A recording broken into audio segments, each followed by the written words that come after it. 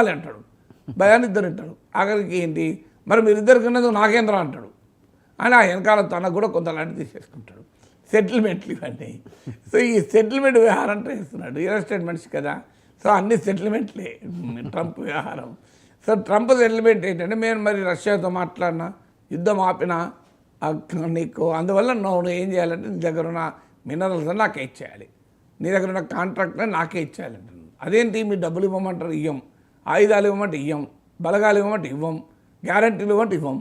అయినా మొత్తం మాకేయాలన్నా మరి నేను సమస్య పరిష్కరించిన కదా అంటాను ట్రంప్.